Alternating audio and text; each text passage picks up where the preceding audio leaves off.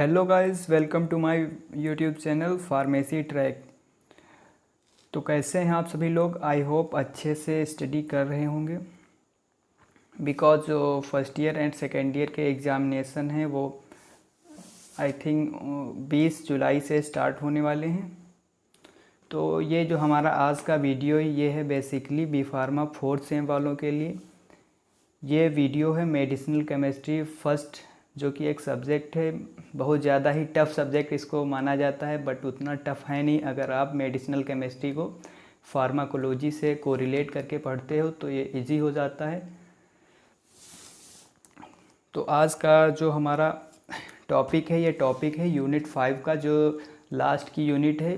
ये काफ़ी इम्पॉर्टेंट होती हैं एग्जामिनेशन पॉइंट ऑफ व्यू से। तो maximum question first and last unit से आने के चांसेस ज़्यादा रहते हैं। ये जो टॉपिक है ये यूनिट 5 का चैप्टर नंबर 2 है, जो कि है narcotic and non narcotic analgesic. इसमें हम डिस्कस करेंगे introduction of analgesic, what is narcotic and non narcotic analgesic, and इसका mode of action, opioid receptors and its classification. बाकी का जो रिमेनिंग पार्ट है वो हम नेक्स्ट लेक्चर में डिस्कस करेंगे। बाकी जो इसका नोट्स है वो डिस्क्रिप्शन में मैं टेलीग्राम का लिंक दे दूंगा, वहाँ से ज्वाइन हो जाइए एंड वहाँ पर आपको इसका नोट्स मिल जाएगा। तो चलिए स्टार्ट करते हैं आज का लेक्चर। तो सबसे पहले देख लेते हैं व्हाट इज़ एनाल्जेसिक, कि एनाल्जेसिक होते क्या हैं। भाई एनाल्जेसिक का मतलब क्या होता है? तो जो एनाल्जेसिक होते हैं इन्हीं को हम सिंपल सा कॉमन लैंग्वेज में इन्हीं को हम पेन किलर के नाम से जानते हैं। इन्हीं को हम पेन किलर बोल देते हैं कभी कभी। तो वो जो पेन किलर होते हैं वो एनाल्जेसिक ही होते हैं। जब कभी भी सिंपल सा पेन वगैरह होता है या चोट लग जाती है, तब जो हम पीसीएम वगैरह लेते हैं, एस्पिरिन, आइबुप्रोफेन वगैरह, वो सारी ड्रग्स हैं वो एनाल्जेसिक कैटेगरी की ही आती हैं। चलिए बात कर लेते हैं एनाल्जेसिक की। ये जो एनाल्जेसिक हैं इनका कभी ना कभी तो हमने यूज़ ज़रूर किया होगा, आप लोगों ने कभी ना कभी तो इनका यूज़ ज़रूर किया होगा। कॉमन लैंग्वेज में एनाल्जेसिक को हम पेन किलर के नाम से जानते हैं। सिंपल सा कभी ना कभी आप लोगों ने कोई ना कोई पेन किलर तो ली ही होगी। तो वो सारी जो पेन किलर होती हैं उन्हीं का जो स्टैंडर्ड नाम है, एक हिसाब से समझ लो, वही है एनाल्जेसिक। तो इसकी सबसे पहले डेफिनेशन देख लेते हैं। Analgesics are the drugs which relieves pain without loss of consciousness. Analgesics ऐसे एजेंट हैं या फिर ड्रग हैं वो जो पेन से रिलीव प्रोवाइड कराते हैं without loss of consciousness. Consciousness का मतलब होता है, एक हिसाब से समझ लो, जैसे बेहोशी की हालत में ले जाना, वही उसी ही कहते हैं कॉन्शियसनेस। मतलब कि लॉस ऑफ सेंसेशन, आपको कुछ पता ना चले कि क्या हो रहा है, बट उसके बिना, मतलब कि बेहोशी की हालत में ले जाए बिना जब कोई ड्रग पेन से रिलीव प्रोवाइड करते हैं उनको हम एनाल्जेसिक बोलते हैं। अगर कोई ड्रग्स कॉन्शियसनेस स्टेट में ले जा करके पेन को रिलीव करती है, तब वहाँ पर उसको एनाल्जेसिक ना बोल करके उसको एनेस्थेटिक बोलेंगे। एनेस्थेटिक को भी डिस्कस करेंगे किसी ना किसी लेक्चर में। तो आई थिंक एनाल्जेसिक का मतलब आप लोगों को समझ में आ चुका होगा। अगर से देखा जाए तो जो एनाल्जेसिक एंड एनेस्थेटिक दोनों पेन को तो रिलीव करती हैं, बट इन दोनों का मैकेनिज़्म ऑफ एक्शन डिफरेंट होता है। जो एनाल्जेसिक होती हैं ये बेहोशी की हालत में ले जाए बिना पेन को रिलीव करती हैं, एंड जो एनेस्थेटिक होती हैं वो दो टाइप की होती हैं, एक तो जनरल या फिर लोकल।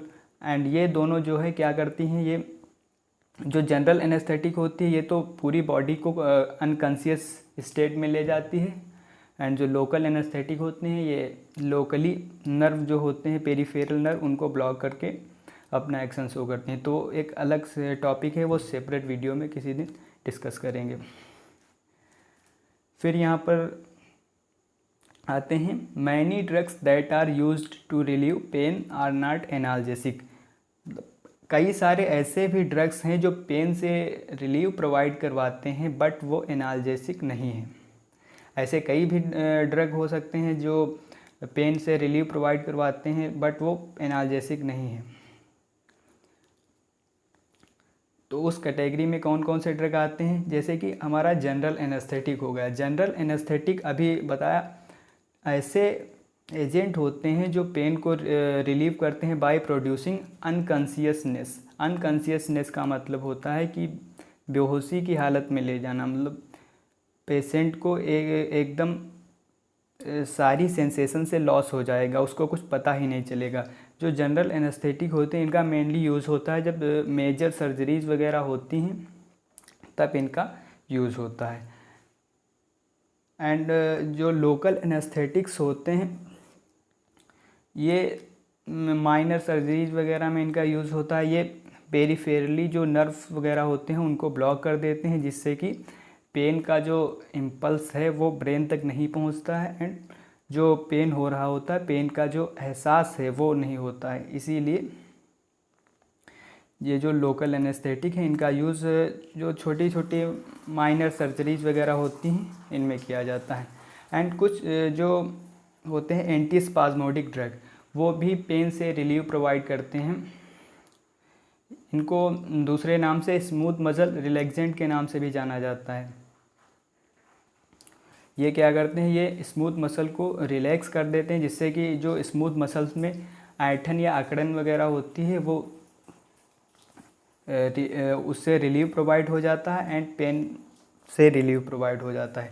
तो ये जो general anaesthetic, local anaesthetic and anti spasmodic हैं, ये सारे ड्रग्स भी पेन को रिलीव करते हैं बट ये एनाल्जेसिक कैटेगरी में नहीं आते हैं, इसीलिए यहाँ पर हमने इसको इंक्लूड किया था। बाकी ये सिर्फ समझने के पर्पज़ से है, तो ये आप लोगों को तो समझ में आ चुका होगा। अब देख लेते हैं क्लासिफिकेशन ऑफ एनाल्जेसिक।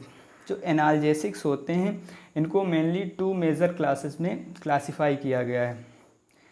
फर्स्ट है ओपियोइड एनाल्जेसिक, इन्हीं को दूसरे नाम से जानते हैं नारकोटिक एनाल्जेसिक, या फिर इनको सेंट्रली एक्टिंग एनाल्जेसिक भी कहा जाता है। एंड जो सेकेंड कैटेगरी है वो है नॉन ओपियोइड और नॉन नारकोटिक एनाल्जेसिक, इन्हीं को हम पेरिफेरली एक्टिंग एनाल्जेसिक भी बोल सकते हैं। जो NSAID non steroidal anti inflammatory drugs जो है ये नॉन नारकोटिक कैटेगरी की ड्रग्स ही हैं। जो एस्प्रिन, पैरासीटामॉल वगैरह हैं ये सारी नॉन ओपियोइड कैटेगरी की ड्रग हैं। एंड जो मॉर्फिन, कोडीन वगैरह हैं ये सारी ओपियोइड एनाल्जेसिक कैटेगरी की ड्रग्स हैं। तो चलिए 1 बाय 1 इनको डिस्कस कर लेते हैं। अब पहले डिस्कस करते हैं ओपियोइड एनाल्जेसिक के बारे में। ओपियोइड एनाल्जेसिक का ही दूसरा नाम है नारकोटिक एनाल्जेसिक। अब ओपियोइड एनाल्जेसिक का नाम नारकोटिक क्यों पड़ा? नारकोटिक का मतलब होता है कोई भी नशीली चीज़, मतलब कि कोई भी नशीले ड्रग्स वगैरह जो होते हैं उन्हीं को हम नारकोटिक बोलते हैं। जो भी ओपियोइड एनाल्जेसिक होते हैं ये सारे ड्रग्स CNS को डिप्रेस कर देते हैं एंड इनमें एक एडिक्टिव प्रॉपर्टी होती है। अगर इनको आप किसी पर्टिकुलर टाइम ड्यूरेशन में अगर ले रहे हैं तो फिर इनसे आप हैबिचुअल हो सकते हैं, इनकी आपको लत लग जाती है। आपने देखा होगा बहुत से लोग अफ़ीम वगैरह लेते हैं। जो अफ़ीम है इसी को इंग्लिश में ओपियम बोला जाता है। एंड जो भी ड्रग्स ओपियम से रिलेटेड हैं या फिर ओपियम की तरह एक्शन शो करते हैं उन्हीं ड्रग्स को ओपियोइड एनाल्जेसिक बोला जाता है। तो चलिए देख लेते हैं इसकी definition. Opioid analgesic are the drugs that denote all naturally occurring semi synthetic and synthetic drugs which have morphine like action. जितने भी ड्रग्स हैं या फिर नेचुरली अकरिंग हो या तो सेमी सिंथेटिक हो। सेमी सिंथेटिक का मतलब होता है कि वो नेचुरली अकरिंग होंगे, फिर उसमें कुछ ना कुछ मॉडिफिकेशन करके जो फाइनल कंपाउंड मिलेगा उसी को सेमी सिंथेटिक कंपाउंड बोलते हैं। एंड जो सिंथेटिक होता है वो तो आप लोग जानते ही हैं, जो लैब में सिंथेसाइज किए जाते हैं केमिकल उन्हीं को सिंथेटिक ड्रग बोला जाता है। जितने भी सेमी सिंथेटिक, सिंथेटिक या फिर नेचुरल अकरिंग ड्रग्स हैं जिनका एक्शन मॉर्फिन की तरह होता है वो सारे ओपियोइड एनाल्जेसिक की कैटेगरी में आते हैं। अब मॉर्फिन क्या है? ये जो मॉर्फिन है, ये मॉर्फिन एक ओपियम का ही कॉन्स्टिट्यूएंट है। जो ओपियम होता है ये, इसको अफीम बोला जाता है हिंदी में। इसके कई सारे कॉन्स्टिट्यूएंट होते हैं, जैसे कि मॉर्फिन, कोडीन एंड पैपावेरिन वगैरह, ये सारे इसी के कॉन्स्टिट्यूएंट हैं। तो कंफ्यूज ना हो जाना, ओपियम एंड मॉर्फिन ये दोनों एक दूसरे से कोरिलेटेड हैं। तो अब सेकंड देख लेते हैं। ओपियम जो है, opium is a dark brown resinous material. ये थोड़ा सा विस्कस लैटेक्स जैसा होता है, जो कि ऑब्टेन होता है कहाँ से? From the plant Papaver somniferum. Papaver somniferum एक प्लांट होता है, वहीं से ओपियम ऑब्टेन होता है। एंड जो ओपियम है, इसी के अंदर मॉर्फिन, कोडीन वगैरह कॉन्स्टिट्यूएंट प्रेजेंट होते हैं। अब ये तो हो गई ओपियोइड एनाल्जेसिक की बात। अब बात कर लेते हैं ओपियोइड रिसेप्टर्स की। ओपियोइड रिसेप्टर्स ऐसे रिसेप्टर्स होते हैं जिनसे ओपियम लाइक ड्रग्स, जैसे जो ओपियोइड एनाल्जेसिक हैं, जब इन रिसेप्टर से बाइंड करते हैं तभी वह अपना एक्शन शो करते हैं। तो ऐसे रिसेप्टर्स जिनसे ओपियोइड एनाल्जेसिक्स बाइंड करके एक्शन शो करते हैं, that are known as opioid receptors. ये जो ओपियोइड रिसेप्टर्स होते हैं, ये मेनली 3 टाइप्स के होते हैं: mu receptors, kappa receptors and delta receptors. Recently एक नए ओपियोइड रिसेप्टर्स की भी डिस्कवरी हुई है, जिसका नाम है नोसिसेप्टिन रिसेप्टर, बट उसके बारे में डिटेल्स इतनी ज़्यादा अवेलेबल नहीं है। केवल 3 के बारे में ही डिटेल से स्टडी की जाती है। एंड ये जो तीनों रिसेप्टर्स हैं, mu receptors, kappa receptors and delta receptors, ये सारे जी प्रोटीन कपल्ड रिसेप्टर्स के अंतर्गत आते हैं। चलिए अब बात कर लेते हैं general mode of action of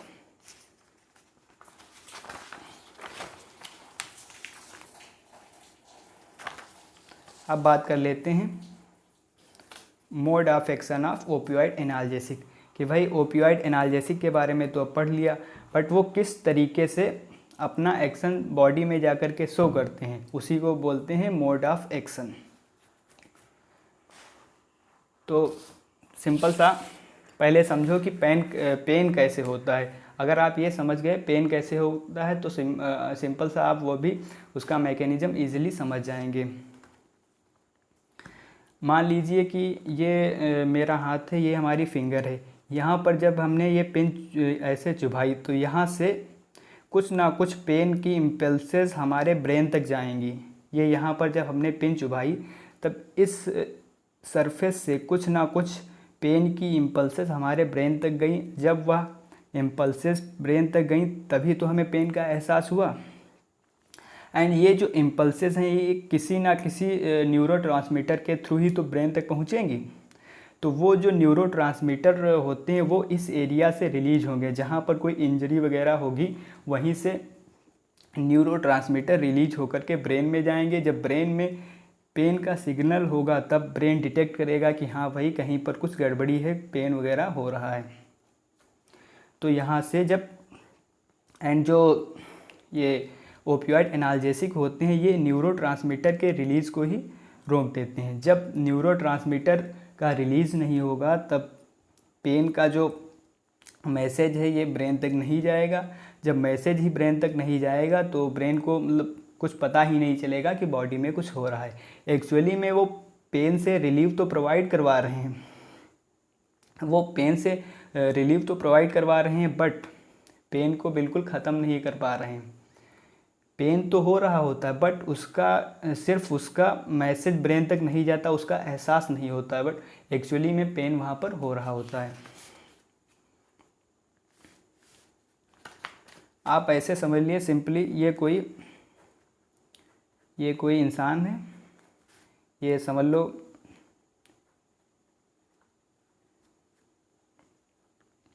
किसी ना किसी कारणवश इंजर्ड हो गया, इसका एक्सीडेंट वगैरह हो गया। ये ऐसा समझ लीजिए आप। अब जब एक्सीडेंट हुआ, मान लो इसका एक हाथ ये कट गया, टूट गया, कुछ भी हो गया।